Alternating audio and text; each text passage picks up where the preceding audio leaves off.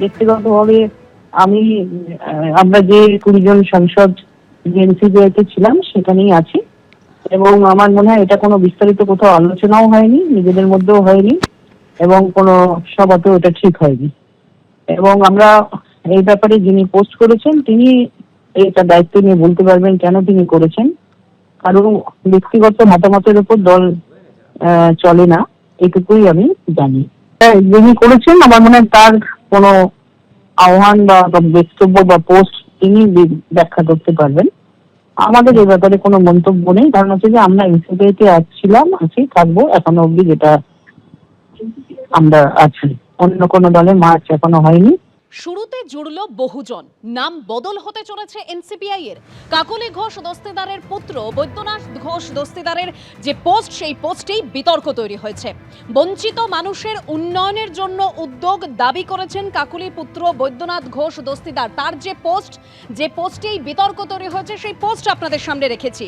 শুরুতে বহুজন জোড়া হয়েছে, তাহলে কি নাম বদল হতে চলেছে এনসিপিআই এর? 20 জন সাংসদ, আমরা জানি রাজ্যে পালা বদলের পর এই 20 জন সাংসদ তারা তৃণমূল থেকে এনসিপিআইতে যোগদান করেছেন।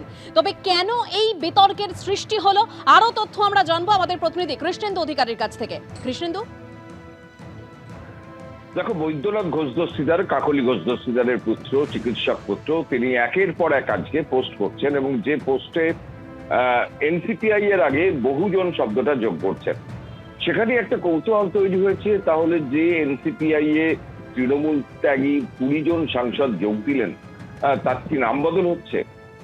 যদিও কাকলি ঘোষ দস্তিদারের পুত্র যেটা জানাচ্ছেন যে এটা একটা বহুজন মুভমেন্ট ট্রাস্ট, এবং এই ট্রাস্টের শিক্ষা, স্বাস্থ্য, ক্ষমতায়নের লক্ষ্যে এটা কাজ করবে, এবং মূলত তপশিলি জাতি, তপশিলি উপজাতি, ওবিসি, সংখ্যালঘু, এমনকি মহিলাদের, যারা পিছিয়ে পড়া, যারা বঞ্চিত মানুষদের কাজ করা হবে এই ট্রাস্টের দ্বারা, এমনটাই বলা হচ্ছে। এবং একাধিক কর্মসূচির কথা বলা হয়েছে, একে একে যোগ দেওয়ার কথা বলা হয়েছে। স্বাভাবিকভাবে কাকলি ঘোষ দস্তিদারের ছবি দিয়ে বৈদ্যনাথ ঘোষ দস্তিদার যে পোস্ট প্রকাশ্যে এনেছেন, একাধিক পোস্ট প্রকাশ্যে এনেছেন, তা নিয়ে একটা জল্পনা তৈরি হয়েছে। তাহলে কি এই যে এনসিপিআই, যে একটা অখ্যাত দল, যে দলের তৃণমূলের টিকিটে জেতা 20 জন সাংসদ আচমকাই তারা সেখানে যোগদান করেন এবং এনডিএর সহযোগী হিসেবে কাজ করার সিদ্ধান্ত নিয়েছেন, এবং সেই জায়গা থেকে তাহলে কি এনসিপিআই এর নাম বদল হবে, সেখানে কি বহুজন শব্দ যুক্ত হবে, এই জল্পনা আজকে রাজ্য রাজনীতিতে শোরগোল ফেলে দিয়েছে। যদিও কাকলি ঘোষ দস্তিদার একটা অন্য ব্যাখ্যা দিচ্ছেন, এবং অন্যান্য যে এনসিপিআই সদস্যরা তারাও এটা নিয়ে একটা অন্য ব্যাখ্যা দিচ্ছেন, কিন্তু এইটা একটা কৌতূহল তৈরি হয়েছে। ঠিক তুমি যেরকম বলছো যে কাকলি ঘোষ দস্তিদার অন্যরকম ব্যাখ্যা দিচ্ছেন, মালা রায় তিনি আবার অন্যরকম ব্যাখ্যা দিচ্ছেন। তিনি বলছেন 20 জন সাংসদ এনসিপিআইতেই আছি, এখনো আলোচনা হয়নি, জানিয়েছেন মালা রায়। কি বলেছেন একবার শুনুন। আমার ঠিক জানা নেই। ব্যক্তিগতভাবে আমরা যে 20 জন সাংসদ যে এনসিপিআইতে ছিলাম সেখানেই আছি, এবং আমার মনে হয় এটা কোনো বিস্তারিত কোথাও আলোচনাও হয়নি, নিজেদের মধ্যেও হয়নি, এবং কোনো সভাতেও এটা ঠিক হয়নি।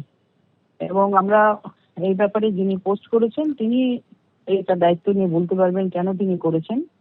কারণ ব্যক্তিগত মতামতের উপর দল চলে না, এটুকুই আমি জানি। যিনি করেছেন আমার মনে হয় তার কোনো আহ্বান বা বক্তব্য বা পোস্ট তিনি ব্যাখ্যা করতে পারবেন।